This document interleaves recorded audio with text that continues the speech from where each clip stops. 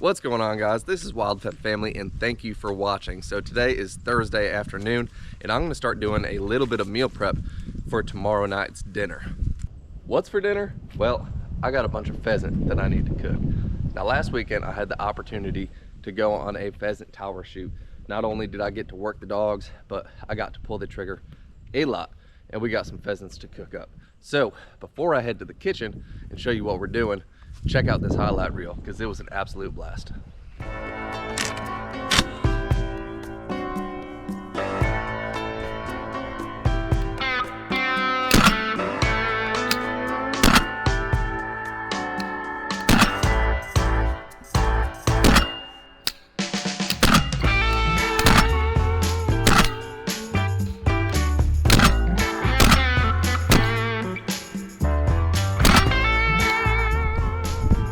That's a good boy. All right, leave it.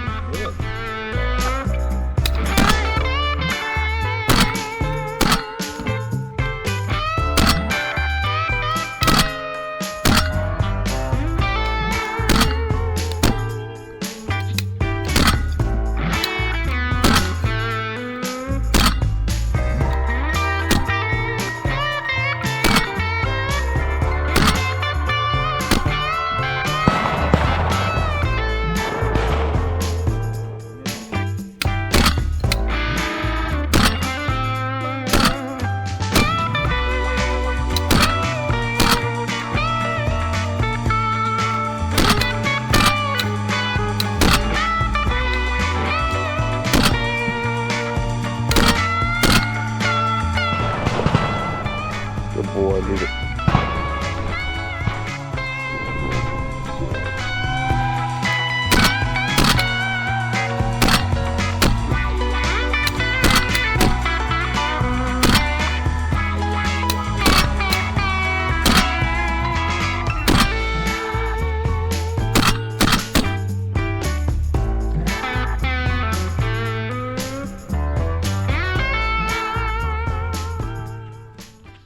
So that right there is how we got them. Now we got to go cook them. All right, so here we go. In front of me, I have a bunch of sectioned out pheasant breasts. Now, this is not all of it. You still got legs, thighs, backbone, all the good stuff. But for this recipe, we're using just the breast. And you can see there's still the rib cage attached, but we need to separate the breast meat from the rib cage. So all I got is a 7-inch Rapala fillet knife, and I'm running right down the ridge until I hit the bone. Now, these have sat in my fridge for about 3-4 days, and then they froze, and then I thawed them. The reason that I wanted them to sit in the fridge prior to freezing, and you want to do this with any wild game, is to get rid of the rigor mortis. And that's going to make a big difference as far as texture, tenderness, and overall flavor. So all I'm doing with this knife is following it down right around the rib cage, around that knuckle, right at the shoulder joint, and you pop out that boneless pheasant breast. So I have 6-7 more to do, and we'll have a pile of pheasant breast, boneless, when I'm done. All right, so I got all these breasts removed, and there's actually 3 separate parts that I want to show you. So this is going to be the rib cage, the breastbone, and this is, the shoulder joint. And there's plenty of meat bone on this. Do not waste it. You can use it, roast it, and make stock out of it. Now, this right here is the breast that you're left with. So that's the outside of the breast, and it has 2 parts to it. Now right here is your tenderloin. So when you get chicken tenders, that's what you're getting right there, the inside strip of the breast. Now, we're gonna use these on a different recipe, but not for this one, because I want this long, flat, thin breast, and this is what we're using. All right, so I got 2 different bags right here and a crying kid. That is pheasant tenders, and then this is all the bones. Now, this is all of the breast right here. Now on this side, it's nice and thin, and then you got a thick line that goes through there. So I'm gonna do 2 things. I got a meat tenderizer here, and I'm just kind of gonna pat this out using the spiky side. What that's gonna do is create more surface area, and I'm also focusing more on this thicker area so that that whole cutlet is the same width all the way across. So I'm gonna pound these out.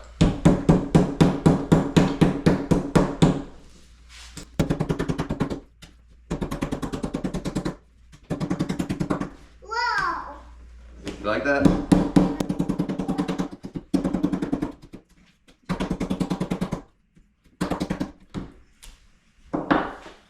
That's it. All right. All right, flip it. Perfect. All right, so I have a bowl full of the breasts that are prepped, tenderized, and one of the things that I said was I want to expose surface area, and that is for two things. So I'm gonna marinate this for 24 hours. Now, buttermilk is going to be the best, but if you don't have buttermilk, which is my case, I got heavy cream. So I'm gonna go ahead, put enough heavy cream in there to coat it, but I don't want this stuff swimming in it. Now, next, I have a big jar of fresh pesto from the garden. So I'm gonna get a dollop of pesto in there. Yeah, a little bit more. Black pepper.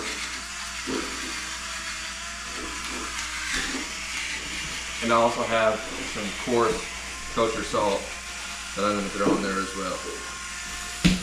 Now, I do not have buttermilk, like I said, but in order to thicken up that heavy cream to make it much more like buttermilk, I'm gonna give it a big scoop of sour cream, about that much, and it'll give it a similar consistency.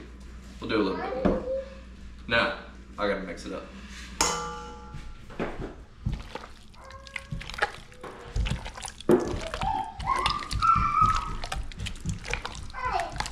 So, there you have it. I'm gonna throw some saran wrap on this bowl and I'm gonna stick it in the fridge for 24 hours. All right guys, so it's the next day, Friday afternoon, and I got a lot of things going. So we got some friends coming over, and Matt was actually out on the hunt with me, and he contributed to this dinner, brought some birds over. We met up yesterday afternoon, and those were some of the birds that I got marinating. So I got some homemade spaghetti sauce right behind me, and that's all tomatoes from the garden. And I also have some homemade bread that I'm cooking as well. It's gonna be some garlic and onion, everything bagel, Italian loaf, and it is so good. But the star of the show is the pheasant, so I got a couple more things to do to it. Now, this pheasant is ready to go. It's already been in the marinade for 24 hours, and all I have to do is pull it out, douse it down in some flour. From the flour, I'm going to an egg wash, and from the egg wash, I'm going to a bowl of panko breadcrumbs. And that's it. It's already seasoned, already marinated. It tastes really great. Now, I said earlier in this video when I was doing the prep that you want to get that pheasant breast all the same thickness, and here's why. That panko browns really fast, and you do not want to overcook one side and undercook the meat on the other side. So a consistent finish all the way across is ideal.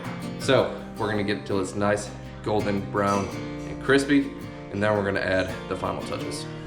Now that your pheasant breast is nice and golden brown, all I gotta do now is stick it on a wire rack to cool while I finish cooking the rest of it. After that, it's going on a baking sheet with a big chunk of fresh mozzarella cheese on high broil in the oven, and let this melt over the top of it.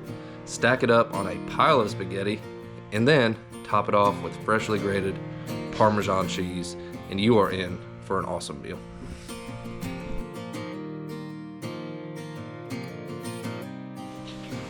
I don't know about you, but in general, I am not a huge fan of any sort of breast meat, whether it's on a chicken or an upland bird. Personally, I just think it's too dry. I prefer the dark meat. But this right here is by far my favorite way to cook it, and it will absolutely change your game. So if you have pheasants, chucker, quail, even chicken, give this a try, and you will be blown away. And lastly, I want to give a special thanks to Joseph for having us out, because without your generosity, this dinner wouldn't have happened. So thank you for the awesome time, and thank you for the opportunity to bring some really awesome meat home to my family. So try out this recipe and you're gonna love it. But that's all I got for today, and I will see you on the next video.